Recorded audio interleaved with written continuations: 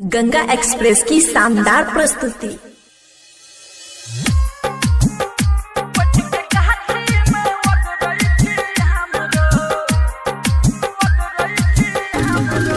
कंचन इब्राहिमपुर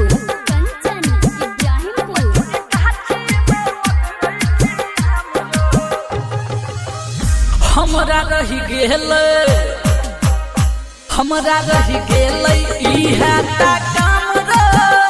बैठ के कहलन में ओगरै छी हमरो रे जाइ छी भोर त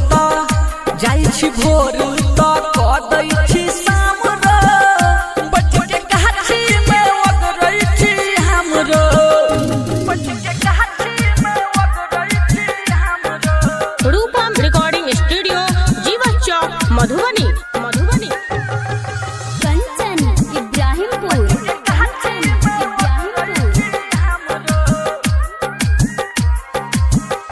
दोस्त मिता हिता साथ खेली भइर दिन तास दोस्त मिता हिता साथ खेली भइर दिन तास बहै हवा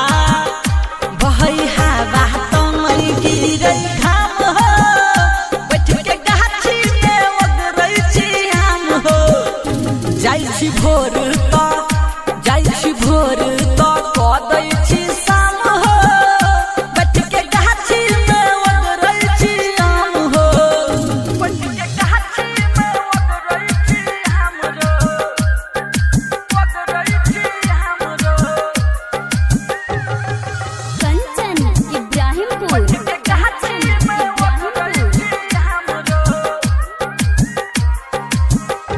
ओतै गायरी कम छान दै छी गाछी पर ध्यान ओतै गायरी कम छान दै छी कलम पर ध्यान चोर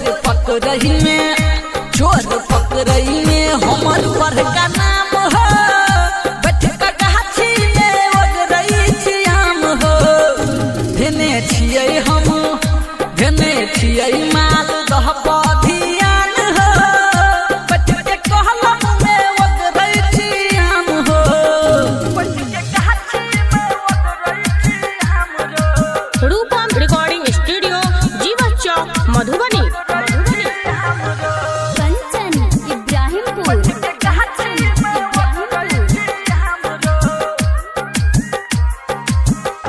भैरव रूपम अजित गाबै कलम में गीत भैरव रूपम अजित गाबै कलम में गीत करै तोलिया पीछा क आराम रो बैठ के गाछी में ओगरै छी हमरो हमरा रहि गेलै